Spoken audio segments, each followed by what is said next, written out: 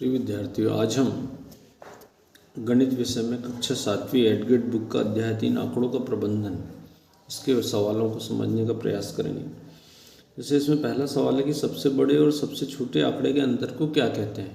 तो जो सबसे बड़ा और सबसे छोटा आंकड़ा जो होता है उसके अंतर को हम परिसर कहते हैं, परिसर कहलाता है। दूसरा प्रश्न है, दिए गए आंकड़ों को आरोही और अवरोही क्रम में व्यवस्थित करने पर उनके बीचों बीच का मध्यमान क्या कहलाता है।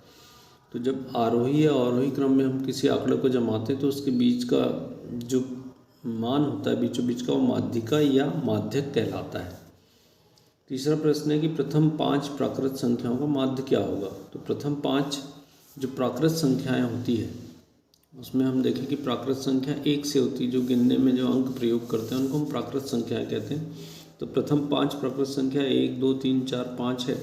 इसका हमको माध्य ज्ञात करना है, तो हम इसके लिए सूत्र लगा सकते हैं कि माध्य बराबर होता है मानों का योगफल बटे मानों की संख्या। तो सबको अगर हम जोड़ दें तो 1 धन 2 धन 3 धन 4 धन 5, इनको जोड़ा और बटे में 5 संख्या है इसलिए 5 का भाग दिया तो 15 बटे 5 बराबर 3। तो इस प्रकार से उसका माध्य जो हो जाएगा 3 हो जाएगा। अगला सवाल है प्रश्न क्रमांक 4 में कि आंकड़ों का सबसे अधिक बार आने वाला प्रेक्षण क्या कहलाता है। तो जो सबसे अधिक बार आने वाला प्रेक्षण बहुलक कहलाता है, तो उसको हम बहुलक कहते हैं।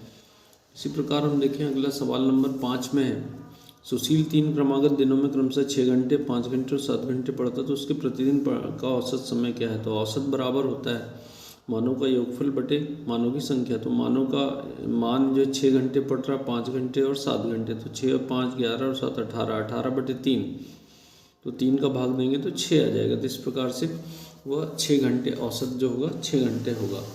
इसी प्रकार हम देखें प्रश्न क्रमांक 6 में, तो प्रश्न क्रमांक 6 है, निम्नलिखित आंकड़ों का बहुलक ज्ञात कीजिए। तो बहुलक मतलब वह मान जो सबसे अधिक बार आता है। तो यहाँ अगर हम देखें तो 13, 16, 12, 14, 19, 12, 14, 13 और 14। तो 14 को अगर हम देखें तो 14 1 बार 2 बार और 3 बार आया है। तो सबसे अधिक 14 आया है, उसकी आवृत्ति सबसे ज़्यादा 14 की है, इसलिए इसका आंकड़ों का बहुलक जो होगा 14 होगा।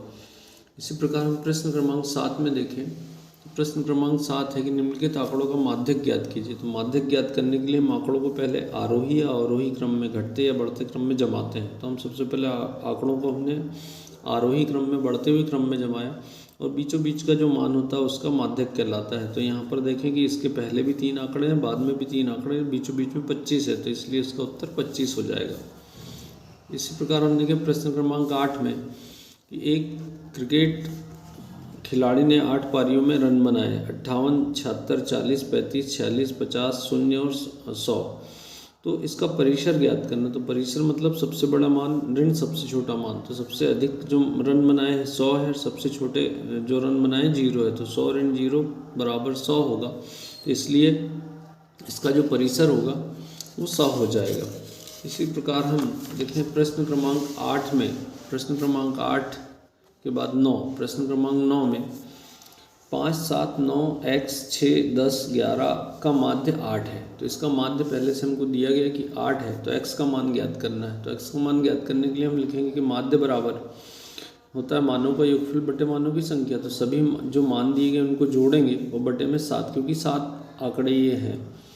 तो माध्य का मान 8 दिया गया, तो हमने माध्य के नीचे 8 लिख दिया और इन सभी अंकों को जोड़ेंगे 5, 7, 12, 5 और 7 12, 9 21 और 27, 10 37 और 11 48। तो 48 और धन x बटे 7 का तिर्यक गुणा करेंगे तो 8 7 56। तो 56 और ये 48 धन x, तो 56 में से 48 को घटा देंगे तो 8 बचेगा। इस प्रकार x बराबर 8, तो इसका उत्तर हो जाएगा 8। हम प्रश्न क्रमांक 10 में देखें, तो प्रश्न क्रमांक 10 में 6 विभिन्न कक्षाओं के विद्यार्थियों को नीचे दी गई संख्याएं हैं, इन आंकड़ों को एक दंड आलेख में निरूपित कीजिए। तो जब भी हमको दंड आलेख बनाना हो, यहाँ कक्षा 5वीं से लेकर 10वीं तक का है, तो हम पहले यहाँ पर 5 दंड आलेख के लिए हम इसको जो मान दिए गए उसके आधार पर हम इसका एक दंड आलेख अगर बनाएं तो यहाँ पर 1-1 सेंटीमीटर की दूरी पर निशान लगा दें। कक्षा 5वीं का दंड आलेख, पहला 5वीं, 6वीं, 7वीं, 8वीं, 9वीं, 10वीं, ये दंड आलेख हमने बनाए। और y अक्ष पर हम जो विद्यार्थियों की संख्या है, तो हमको पहला मान जो दिया गया है सवाल में वो 80 है। तो सबसे छोटा मान 80 है और सबसे बड़ा मान हम देख रहे हैं 130 है। और यहाँ 10-10 का अगर हम अंतराल ले लेते हैं तो इन मानों को हम y अक्ष पर दर्शा सकते हैं। पर चूंकि मान सबसे छोटा 80 है तो हमने 80 से चालू किया। बीच में जो जेड का चिन्ह लगाया जाता है क्लिंग कहलाता, मतलब बीच के मानों को हमने छोड़ दिया है।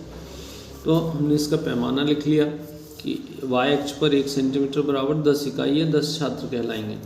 तो हमने कक्षा 5वीं की संख्या देखी कितनी है, तो कक्षा 5वीं में 130 विद्यार्थी है, तो इसलिए इसका ऊंचाई जो होगी इस दंडालेख की 130 के बराबर लिया। 6वीं में 120 है तो 120 के बराबर ऊंचाई लिए। 7वीं में 90 विद्यार्थी तो 90 के बराबर लिए। 8वीं में 100 विद्यार्थी तो 100 के बराबर ऊंचाई लिए।